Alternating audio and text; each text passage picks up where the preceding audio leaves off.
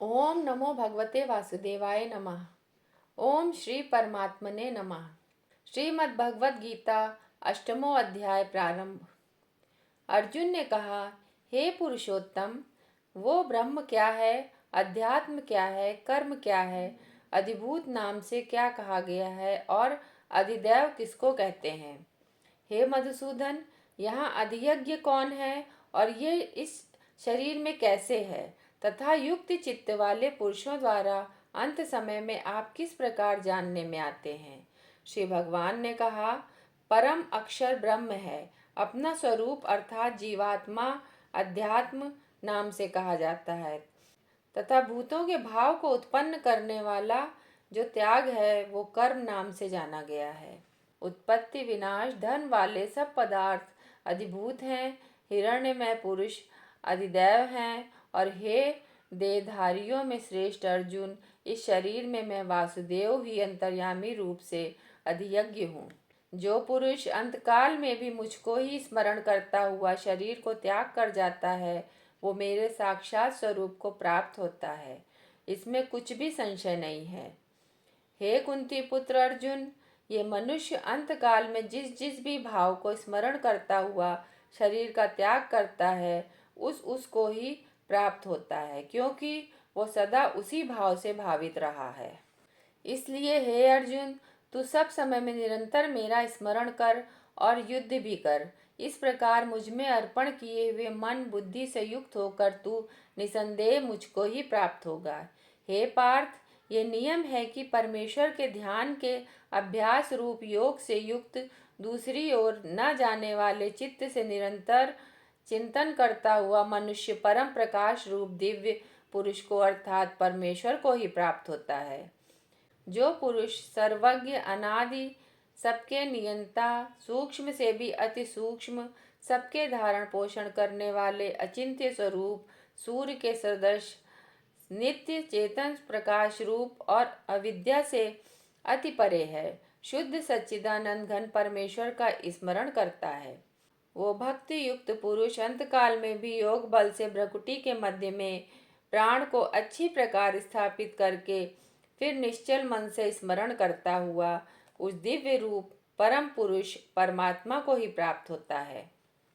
वेद के जानने वाले विद्वान जिस सच्चिदानंद घन स्वरूप परम पद को अविनाशी कहते हैं, आसक्ति रहित यत्नशील सन्यासी महात्मा जन जिसमें प्रवेश करते हैं और जिस परम पद को चाहने वाले ब्रह्मचारी लोग ब्रह्मचर्य का आचरण करते हैं, उस परम पद को मैं तेरे लिए संक्षेप में कहूँगा।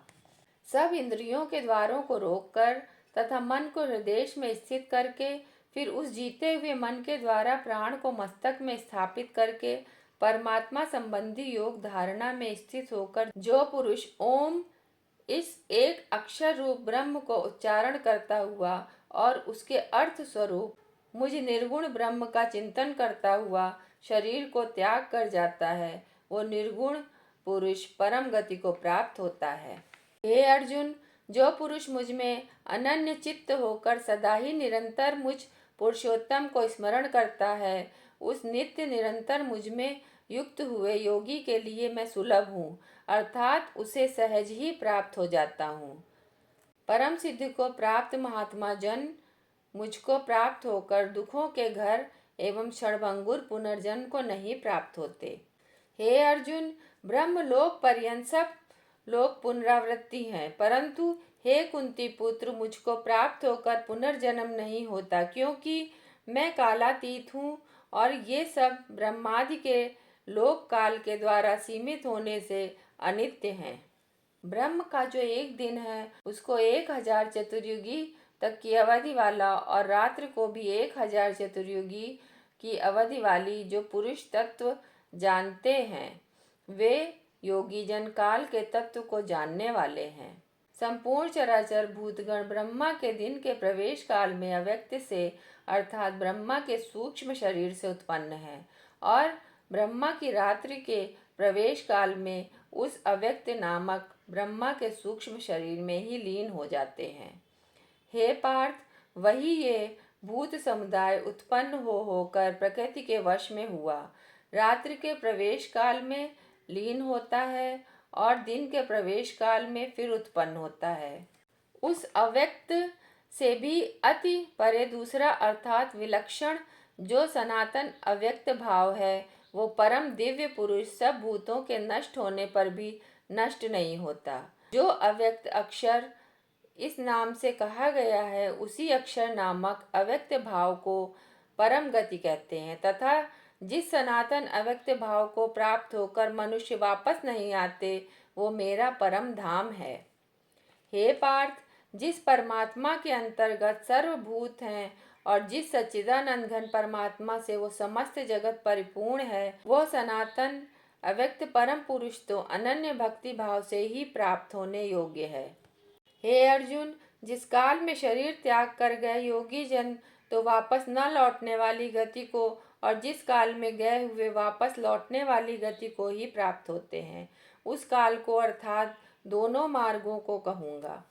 जिस मार्ग में ज्योतिर्मय अग्नि अभिमानी देवता है, दिन का अभिमानी देवता है, शुक्ल पक्ष का अभिमानी देवता है और उत्तरायण के 6 महीनों का अभिमानी देवता है, उस मार्ग में मरकर गए हुए ब्रह्मवेत्ता योगी जन उपर्युक्त देवताओं द्वारा क्रम से ले जाए जाकर ब्रह्मा को प्राप्त होते हैं।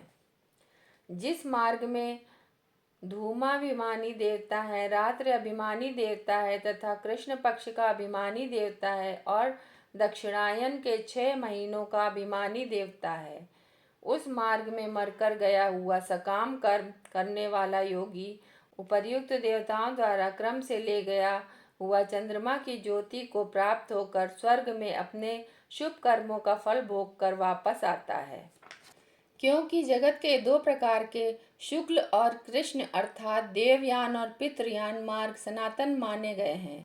इनमें एक के द्वारा गया हुआ जिससे वापस नहीं लौटना पड़ता, उस परम गति को प्राप्त होता है और दूसरे के द्वारा गया हुआ फिर वापस आता है, अर्थात जन्म मृत्यु को प्राप्त होता है।